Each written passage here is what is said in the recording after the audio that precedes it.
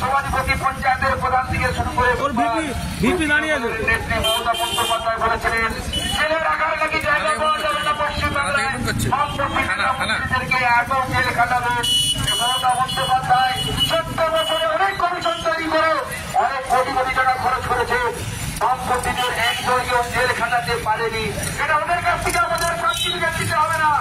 বিদেশি লন্ডন থেকে শুরু করে বিদেশিরা তারা প্রমাণ করতে এসে পশ্চিমবাংলায় বামপন্থীরাই হচ্ছে একমাত্র সব এবং নির্দিষ্ট রাজনৈতিক দল যারা কখনো দুর্নীতির সঙ্গে আপোষ করে না। তাই আমরা বলতে চাই, যারা রাস্তায় দাঁড়িয়ে যারা দূরে দাঁড়িয়ে আমাদের কথাগুলো শুনছেন, যারা হয়তো কটাক্ষ করছেন, যেদের খেতে কাজ নেই, শুরু দিতে হবে করতে হবে বলে প্রতিবাদ করে আপনাদের বলতে চাই, আপনার আগামী দিনের ভবিষ্যৎকে সুনিশ্চিত করতে গেলে আপনার ছেলেপুলের পড়াশোনা থেকে শুরু করে আপনার শিক্ষিত ছেলেদের একটি কাজের সামর্থ্য হাতে একটা কাজের দাবিকে প্রতিষ্ঠা করতে গেলে আপনার বাড়ির মা বোনেদের সম্মান থেকে শুরু করে তাকে নিরাপত্তা দিতে গেলে আপনার ছেলেপুলের থেকে শুরু করে স্বামী সন্তানরা যারা দেশের বাইরে বিভিন্ন রাজ্যে কাজ করতে গেছে তাদের এবং রাজ্যের অভ্যন্তরে যারা বিভিন্ন কার্যকলাপ করছে তাদের নিরাপত্তা সুনিশ্চিত করতে গেলে এই সরকারের পতন ছাড়া আর কোনো বিকল্প পথ নেই।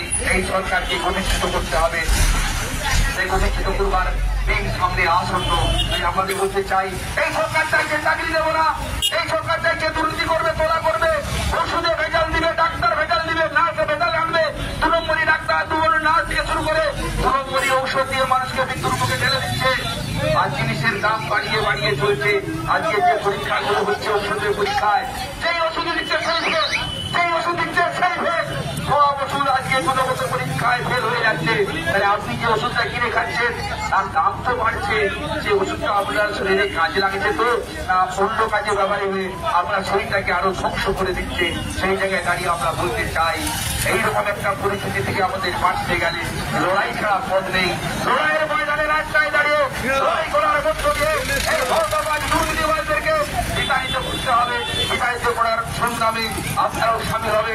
তাই আসুন, অন্যায় যে করে অন্যায় যে সহে, এই মৌলে দাঁড়িয়েও যদি অন্যায়কারীদের প্রশ্রয় দেন তাহলে আপনি অন্যায়ের সঙ্গে যুক্ত, এটাই প্রমাণিত হবে।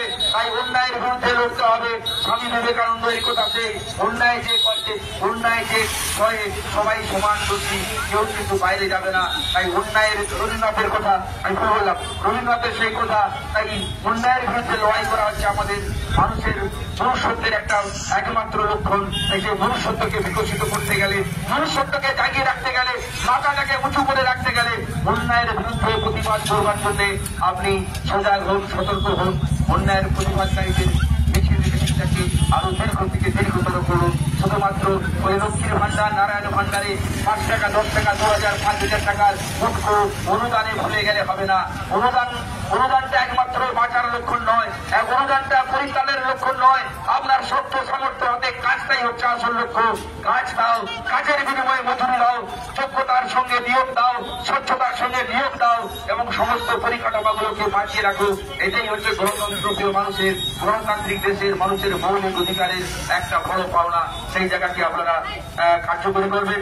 আজকের এই আহ্বানে যারা সাড়া দিয়ে এসেছেন তাদেরকে আমাদের সংগঠন দক্ষিণবঙ্গ প্রাথমিক শিক্ষক সমিতি রাজপথ প্রদান করে পক্ষ থেকে অনেক অনেক ধন্যবাদ, কৃতজ্ঞতা অভিনন্দন জানিয়ে আমার কথা শেষ করলাম।